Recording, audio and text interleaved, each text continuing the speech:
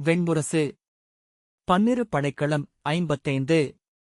சபரி சரிந்துவிட்டது என்ற செய்தி சுருதகீர்த்திக்கு அவள் கொற்றவை ஆலயத்திற்குச் சென்று அரசமுறை பூசைகைகளை முடித்துவிட்டு திரும்பிக் கொண்டிருந்த போது வந்தது. அவள் புருவத்தை சற்றே சுருக்கி எந்த உணர்வும் இல்லாமல் என்ன செய்கிறது என்றாள். காலையில் ஏதோ எண்ணியது போல கிளம்பிச் சென்றிருக்கிறது. 10 அடி தொலைவில் சரிந்து விழுந்திருக்கிறது.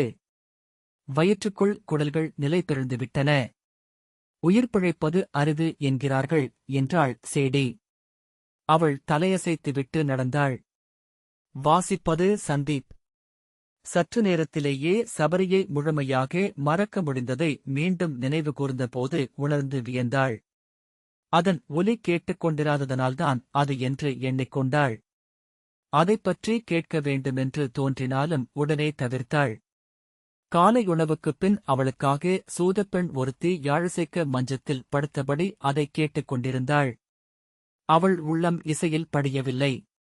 எப்போதுமே அவள் இசையை செவி கொடுத்து கேட்டதில்லை. இளைப்பாறுதலுக்குரிய ஓர் ஒலி என்று இசையை அறிந்திருந்தாள். விசிறையை வரச் சொல்ல வேண்டுமென்று தோன்றியது. அவள் மாளிகை அரச மாளிகை தொகுதியிலிருந்து விலகியிருந்தது. அவளை எண்ணும்போதெல்லாம் அந்த தொலைவும் சேர்ந்தே எண்ணத்தில் எழுந்தது. சபரியை பார்ப்பதென்றால் விசிறையுடன் செல்ல வேண்டும் என்று எண்ணிக்கொண்டாள். பார்க்கப் போகாமலிருக்க முடியாது. அவள் அதை பார்க்க வருவாள் என்று அங்கே அனைவரும் எதிர்பார்த்திருப்பார்கள். தமகோஷர் அவளை பார்க்க விழைவதாக சேடி வந்து சொன்னாள். பேரரசர் வந்து கொண்டிருக்கிறார், பேரரசி என்றாள். அவர் பெரும்பாலான நேரங்களில் சூக்திமதியில் இருப்பதில்லை. சூக்திமதியை வென்று முடிசூடி கொண்டாட்டங்கள் முடிந்த பின்னர் அந்நகரம் அவருக்கு ஒரு பொறுப்பு என்று பொருள் அளிக்கத் தொடங்கியது. அரச பணிகளுக்கு அப்பால் அங்கு அவர் ஆற்ற ஏதுமில்லை என்று உணர்ந்தார். களியாட்டும் ஓய்வும் கராளமதியில்தான் நிகழ்ந்தன. நாள் செல்லச் செல்ல அவர் பெரும்பாலான நாட்களில் கராளமதியிலேயே இருந்தார். சிசுபாலன் முடிசூட்டிக் கொண்டபின் அரிதாகவே தலைநகருக்கு வந்தார். கராளமதியில் அவரால் தன் இளமைக்குள் செல்ல முடிந்தது. அச்சமும் பதற்றமுமாக அரசெழுந்திருந்த இளமை நாட்களின் துடிப்பையும் கனவையும் அங்கு மீட்டெடுத்தார். அவளறிந்த தமகோஷரின் முகம் கவலையும் நிலையின்மையும் கொண்டதாகவே இருந்தது. இளம் மனைவியாக அவள் அங்கே வந்தபோது அவர் நிலைக்குள்ளாத அரசின் தலைவராக ஒவ்வொரு நாளும் பதற்றம் கொண்டிருந்தார். யாதவர்களின் உதவியுடன் அவர் அரசை வென்றதை பாரத வருஷத்தின் க்ஷத்திரியர் ஏற்கவில்லை. அவர்கள் படைதிரள்வதை தடுத்தது மகதத்துடன் அவர் உறவு கொள்ளக்கூடுமென்ற ஐயம். மகதத்தின் புதிய அரசன் ஜராசந்தன் கம்சனுக்கு அணுக்கமானவனாக இருந்தான். கம்சனுக்கு யாதவர் மனம் மறுத்துத்தான் அவளை சேதி நாட்டுக்கு அரசு என்று அனுப்பியிருந்தனர். அந்த ஊடுபாவுகளில் ஒவ்வொரு கணமும் தமகோஷர் ஈடுபட்டிருந்தார். முதல் மந்தநிறவில் கூட அவர் அரசு ஓலைகளைக் கொண்டு வந்து இடைவிடாது வாசித்துக் கொண்டிருந்தார். நீ துயில் கொள்க. நம் அரசுக்கு எதிராக வங்கமும் கலிங்கமும் படை கொண்டு எழக்கூடும் என்கிறார்கள். மாளவப் படைகள் முன்னரே கிளம்பி எல்லை வரை வந்துவிட்டன என்றார். அவள் மஞ்சத்தில் சுருண்டு படுத்து நெய்யகலின் செவ்வொளியில் தெரிந்த அவர் முகத்தையே நோக்கிக் கொண்டிருந்தாள்.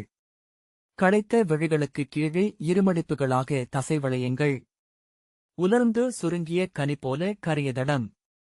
உதட்டைச் சுற்றி வெடிப்பு போல கன்னமடிப்பு. கண்கள் நீர்மை கொண்டிருந்தன. கராளமதியில் முடிவில்லாத காத்திருப்பில் தமகோஷரை ஆற்றுப்படுத்தியது மதுதான் என அவள் அறிந்திருந்தாள்.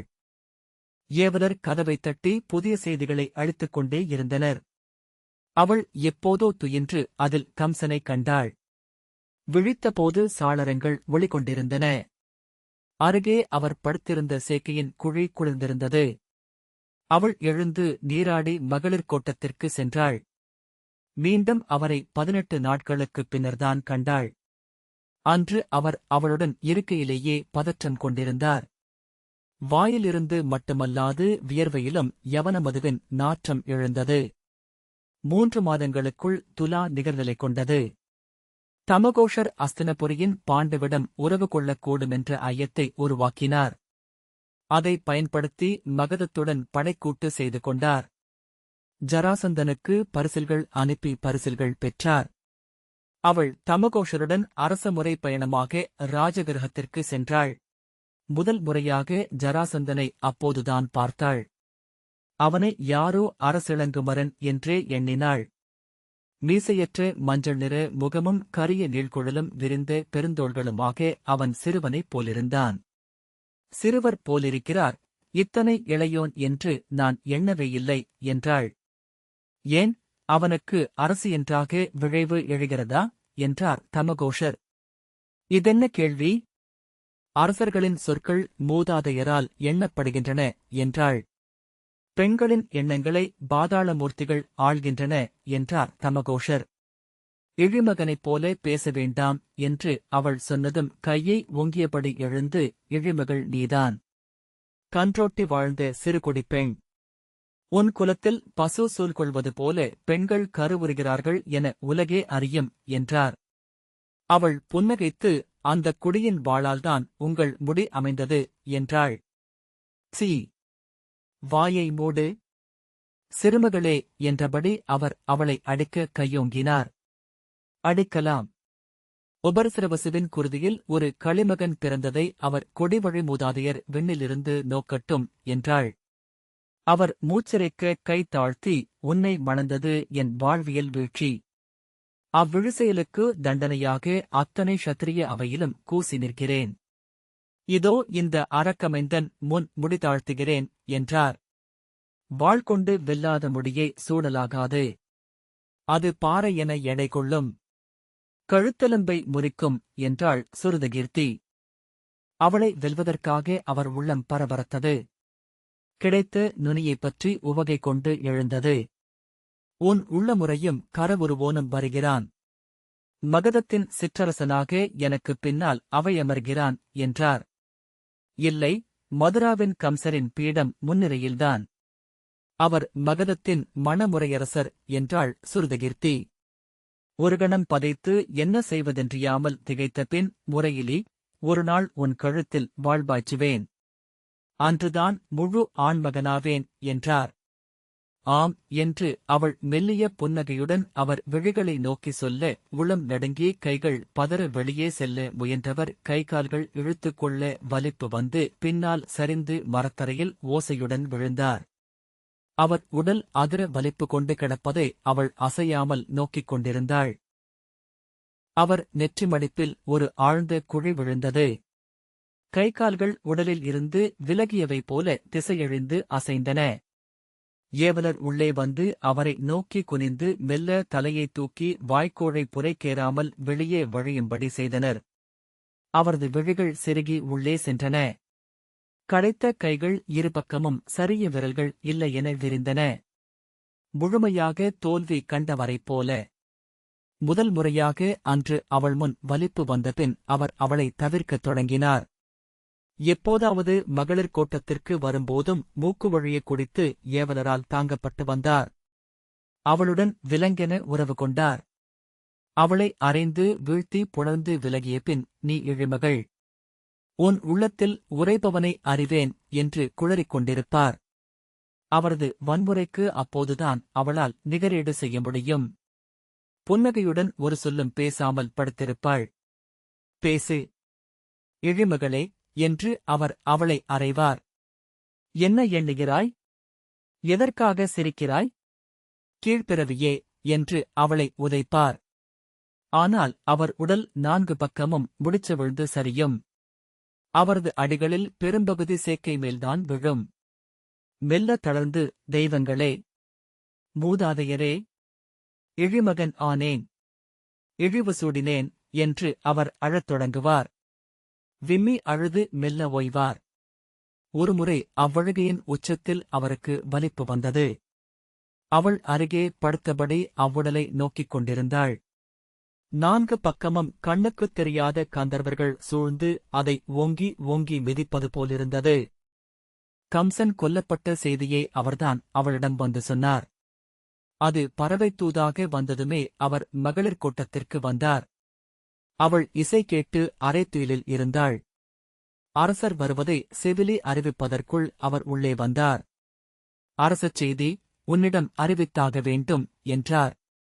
அவள் எழுந்து புருவம் சுருக்கி நோக்க, இன்று உச்சிப்பொழுதில் மதுவனத்தின் யாதவ இளையோர் இருவரும் தங்கள் தாய்மாமனாகிய கம்சனை மற்போரில் கொன்றனர் என்றார்.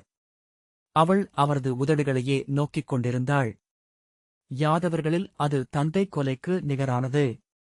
குங்குரர்களும் போதர்களும் அந்தகர்களும் சினம் கொண்டிருக்கிறார்கள். இளையோர் மதுராவை கைப்பற்றி மதுவனத்தின் கொடியை கோட்டை மேல் ஏற்றிவிட்டிருக்கிறார்கள். விருஷ்டிகள் அதை கொண்டாடுகிறார்கள். விருஷ்டிகளும் பிறரும் போரிலிறங்கக்கூடும் என்று செய்தி வந்தது. அவள் ஒரு பெருமூச்சில் தன்னுள் நிறைந்த அனைத்தையும் ஊதி வெளியே விட்டாள். ஏன் தன் உள்ளம் கொந்தளிக்கவில்லை, ஏன் சினமோ துயரோ எழவில்லை என்று வியந்து கொண்டாள். நெஞ்சை பிளந்து குருதியாடியிருக்கிறார்கள். அதிலும் யாதவ இளையோனே கார்த்தவீரியனுக்கு நிகரான கருணையின்மை கொண்டவன் என்கிறார்கள். அவள் முற்றிலும் தொடர்பில்லாமல் நான் கருவுற்றிருக்கிறேன் என்றாள். என்ன என்றார் அவர் புரியாமல். நான் கருவுற்றிருக்கிறேன். மருத்துவச்சி அது சேதியின் இளவரசன் என்கிறாள் என்றாள். அவர் வாய் திறந்திருக்க அவளை அலையும் விழியணைகளுடன் நோக்கினார். நன்று என்றார். முறைமைச் சடங்குகளுக்கான அரசாணைகளை பிறப்பிக்க வேண்டும். நான் மருத்துவச்சியிடம் ஆணையிட்டிருக்கிறேன். அவள் நிஸ்ஸீமரிடம் சொல்வாள் என்றாள். அன்று மாலையே திருமுகமறைவோர் சபரியின் மேலேறி இரட்டை முரசை முழக்கி அவள் கருவுற்றிருக்கும் செய்தியை சூக்திமதிக்கு அறிவித்தனர். உபரிசரவசுவின் கொடிவழியில் ஒரு இன்மலர். சேதிக்கு ஓர் இளவரசர். தமகோஷ மாமன்னரின் அரியணைக்கு உரியோர். பாரதவர்ஷத்தின் பெருவீரர் என அவர்களின் குரல் ஒலித்துக் கொண்டிருந்தது. அவள் இருளசைவாக தெரிந்த சபரியின் உடலையே நோக்கிக் கொண்டிருந்தாள். தமகோஷர் களைத்த நடையுடன் வந்து அவருக்கான மந்தன அறைக்குள் செல்வதைக் கண்ட பின்னரே அவள் எழுந்து அவ்வறைக்குள் சென்றாள். அவர் மஞ்சத்தில் அமர்ந்து மார்பின்மேல் கைகளை கட்டிக் கொண்டிருந்தார். அவள் உள்ளே நுழைந்து கதவை சாத்தியதும், உன் மைந்தனை சந்தித்தாயா என்றார். ஆம் என்றபடி அவள் அருகே அமர்ந்தாள். இப்போது அவன் மறு சென்றுவிட்டான்.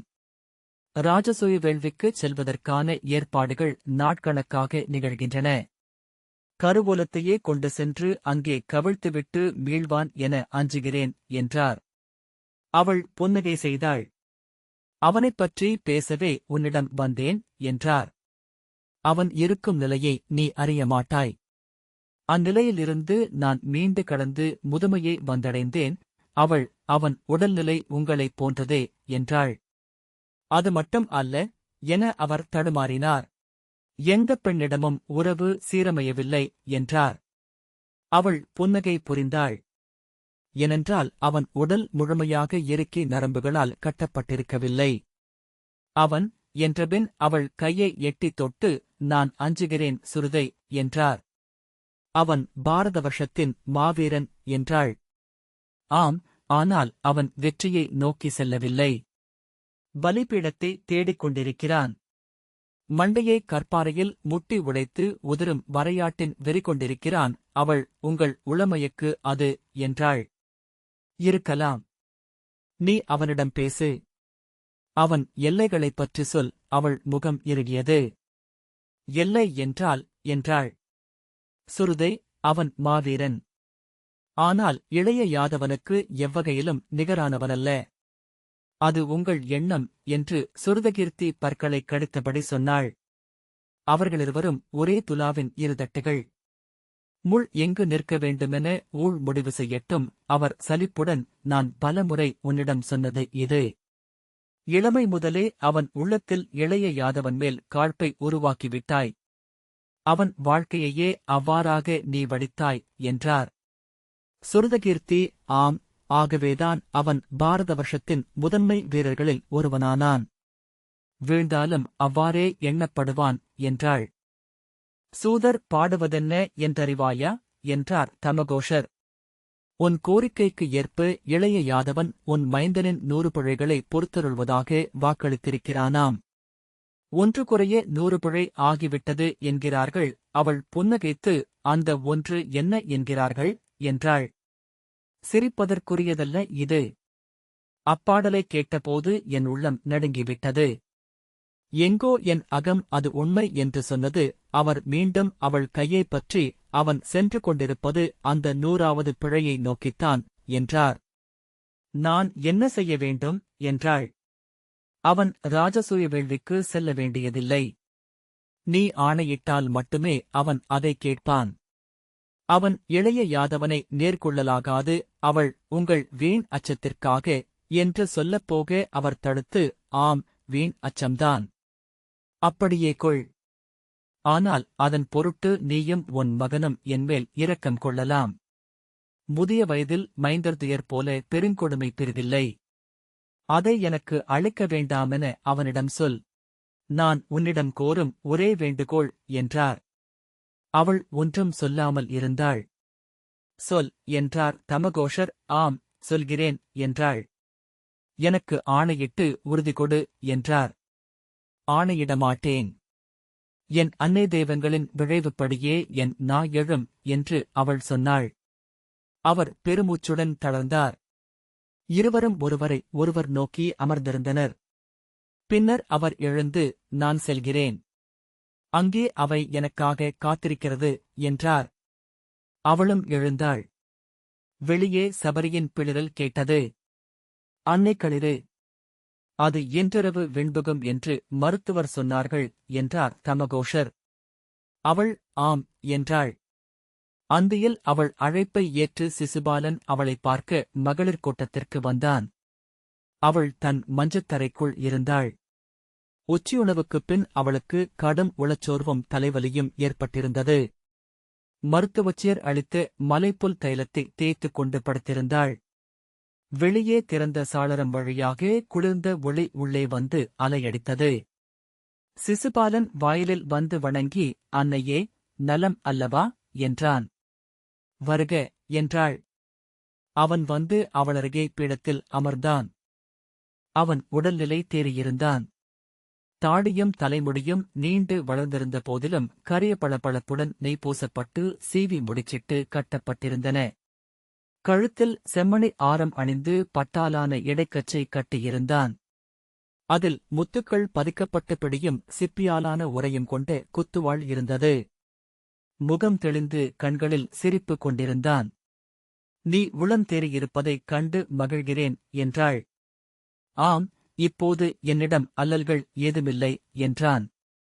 இளையவளை பார்த்தாயா என்றாள். இல்லை, அதனால்தான் அல்லல்கள் இல்லையோ என்னவோ என்றான். அவள் புன்னகைத்து, அவள் உள்ளத்தை புரிந்துகொள். அவள் அஞ்சுவதும் முறையானதே என்றாள். ராஜசூயத்திற்கு கிளம்புவதற்கு முன்னர் அவள் மைந்தனை முறைப்படி பட்டத்திளவரசனாக சேதியின் 8 குடிகளின் தலைவர்களுக்கும் அறிவித்து ஓலையளிப்பதாக ஒப்புக்கொண்டேன். ஓலைகள் நாளைக்கே சென்றுவிடும். விடை பெறும்போது புன்னகைப்பாள் என நினைக்கிறேன் என்றான். நீ ராஜசூயத்திற்கு செல்லக்கூடாதென்று ஆணை பெறும்படி உன் தந்தை என்னிடம் கோரினார் என்றாள். என்னிடம் முதலில் அதை சொன்னார். நான் மறுத்துவிட்டேன் என்றான். சூதர்கதை எதையோ கேட்டு நிலையெழுந்திருக்கிறார். அவன் சிரித்து, துவாரகையின் யாதவன் என் 100 பிழை பொறுப்பதாக வாக்களித்திருக்கிறான் என்னும் கதை அல்லவா என்றான். ஆம் என அவள் புன்னகை செய்தாள். அதை அவன் அனுப்பிய சூதர்களை பாடியிருக்கலாம். அன்னையே, பாரத வருஷத்தை சூதர்கதைகள் வழியாக வெல்ல முடியுமென்றால் அவன் 7 முறை வென்றுவிட்டான் என்றான். ஆனால் அது உண்மை என்று அவள் சொன்னாள். என்ன சொல்கிறீர்கள் என்று அவன் சிரிப்பு மாறாமலேயே கேட்டான். அவன் கம்சரைக் கொன்று அன்று காலைதான் மருத்துவச்சி நான் கருவுற்றிருப்பதை சொன்னாள். அச்செய்தியை அவள் சொன்னபோது நான் உவகை கொள்ளவில்லை. ஏதோ வரவிருப்பதான பதைப்பை அடைந்தேன். உள்ளம் ஓய்ந்தே கிடந்தது. உன் தந்தை வந்து கம்சர் கொலையுண்டதை சொன்னார். அதுவும் என்னை நிலையழிய வைக்கவில்லை. ஆனால் இரு செய்திகளும் ஒரு துலாவின் இருமுனைகளையும் நிகழ் செய்வதாக ஓர் எண்ணம் எழுந்தது. அன்று இரவு நான் துயிலவில்லை. தாளாவலி கொண்டவள் போல படுத்துப் புரண்டும் எழுந்து இருள் நோக்கி நின்றும் மீண்டும் படுத்தும் கங்குல் பெருக்கை நீந்திக் கடந்தேன். அன்றும் இன்று போல சபரியின் பிளிரல் எழுந்து கொண்டிருந்தது. இன்றைய பட்டத்து யானை காரகனை அவள் கருவுற்றிருந்த நாள் அது. இரவெல்லாம் அலறிக் கொண்டிருந்து காலையில் அவள் அவனைப் பெற்றாள். நம் நாட்டின் பெருங்கொம்பர்களில் அவனே தலையாயவன். அன்னை உடல்கிழித்தே பிறந்தான். பேரிடை கொண்டிருந்தான். அவன் விழுந்த ஓசையை அன்று விடியலில் இங்கிருந்தே கேட்டேன். அன்னையின் குருதி நின்று அவள் உணவு கொள்ள 7 நாட்களாயின. உன் கருநாட்களில் கனவுகளால் சூழப்பட்டிருந்தேன். இன்று எக்கனவையும் என்னால் எண்ண முடியவில்லை. இருளுக்குள் அலைந்து கொண்டிருப்பதைப் போல. சில சமயம் சில முகங்கள் மின்னி அணையும். மகதத்தில் முதல் முறையாகக் கண்ட கம்சரின் முகம். ஓவியத்தில் கண்ட இளைய யாதவனின் முகம்.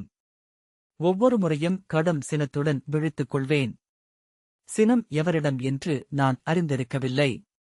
எண்ணி எண்ணி நோக்கியும் ஏதும் புலப்படவில்லை. ஆனால் உச்சகட்ட சினத்தில் உடல் நடுங்கிக் கொண்டிருக்க எழுந்தமர்ந்து என்னை உணர்கையில் கைகள் இறுகி சுருண்டிருக்கும். பற்கள் கடிபட்டு அறையும் ஒலி எழும். முகம் இழுபட்டு வலிப்பு கொண்டிருக்கும். அந்நாளில் எனக்கு வந்த கனவுகளில் இன்றும் நினைவிலிருப்பது ஒன்றே.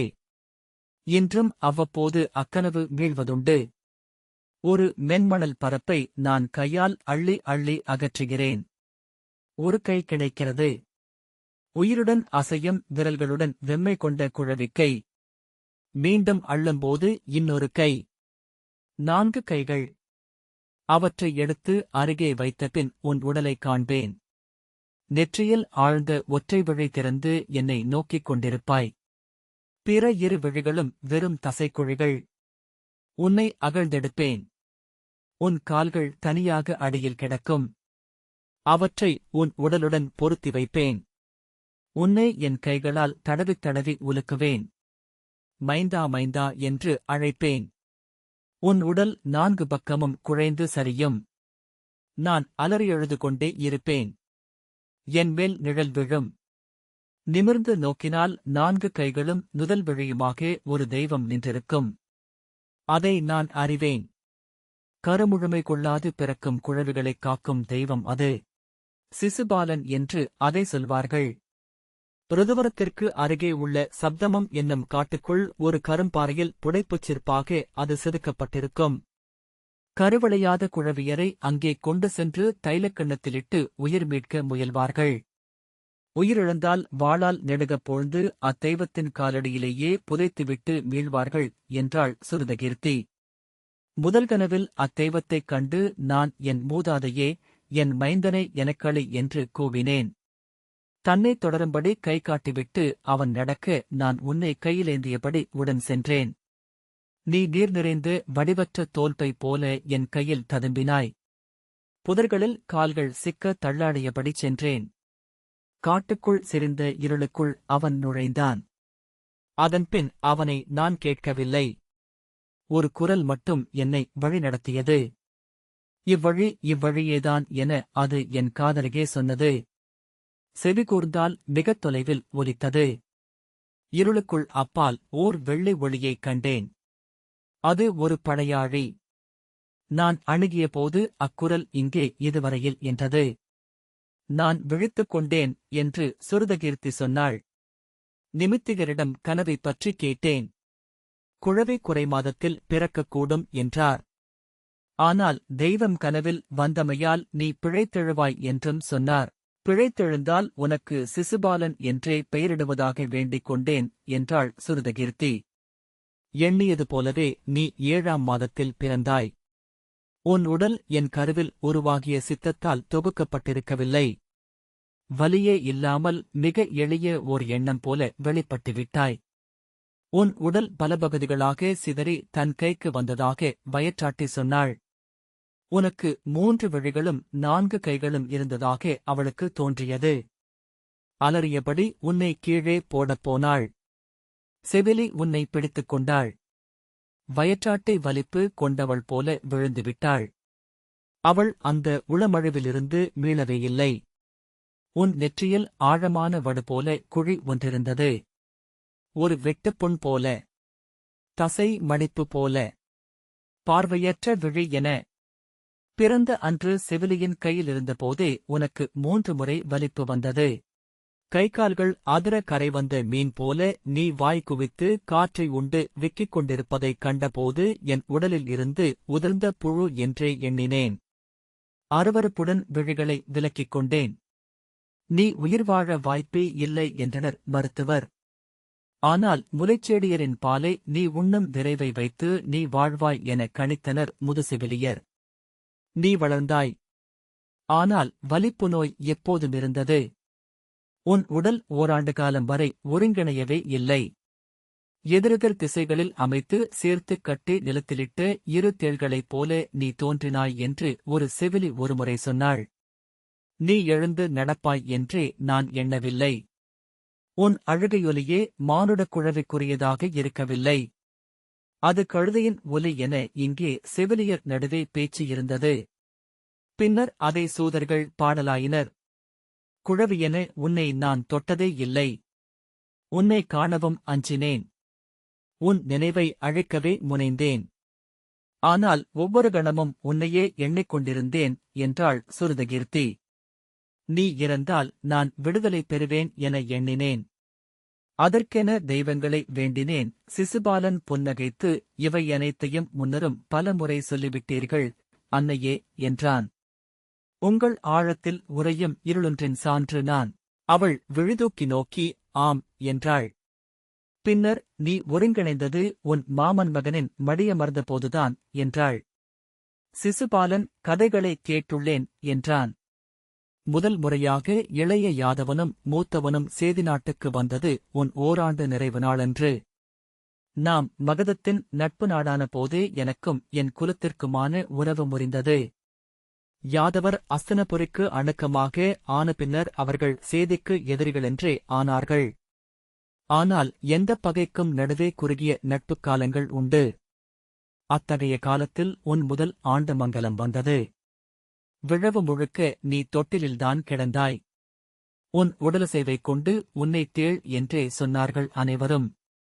விருச்சிகன் என்று உன் தந்தையே உன்னை அழைத்தார். சிசுபாலன் என்று அழைத்தவள் நான் மட்டுமே. விழவில் உன்மேல் அரிமலரிட்டு வாழ்த்தியவர் அனைவருக்குள்ளும் எழுந்த இளிவரல் நகைப்பை நான் என் உள்ளத்தால் கேட்டுக்கொண்டிருந்தேன். எவரும் உன்னை குனிந்து தூக்கவில்லை. இளைய யாதவன் உன்னை கையிலெடுத்து தன் மடியில் வைத்தான். மைய முடிச்சு சரியாக கட்டப்படாத கூடை போலிருக்கிறான் என்றான். அவையோர் நகைத்தனர். அவன் உன் கழுத்துக்குப் பின் ஏதோ எலும்பு முடிச்சை தன் சுட்டு விரலால் ஓங்கி சுண்டினான். உன் உடல் துள்ளி அதிர்ந்து வலிப்பு கொண்டது. உன் கைகளையும் கால்களையும் அவ்வலிப்பின் போதே பிடித்து அழுத்தி சேர்த்து வைத்தான். என்ன செய்கிறாய் இளையோனே என உன் தந்தை பதறினார். முடிச்சிடுகிறேன் என்று சிரித்தான். நான் அவனையே நோக்கிக் கொண்டிருந்தேன். உன்னை மீண்டும் அவன் தொட்டிலில் படுக்க வைத்த போதே தெரிந்துவிட்டது, உன் நரம்புகள் சீராகிவிட்டன என்று. 7 மாதங்களில் நீ எழுந்து நடந்தாய். பதறும் நரம்புகள் கொண்டவன் என்று சிரித்தபடியே சொல்லி உன்னை படுக்க வைத்தான். தன் உடலைச் சுண்டி தெரித்துச் செல்லும் புல்புழு போன்றவன் அவ்விசையாலேயே மாவீரனாவான் என்று அவன் சொன்னபோது நான் சிரித்தபடி யாதவனே, இவன் யாதவர்களின் எதிரி நாட்டரசனாகப் போகிறவன்.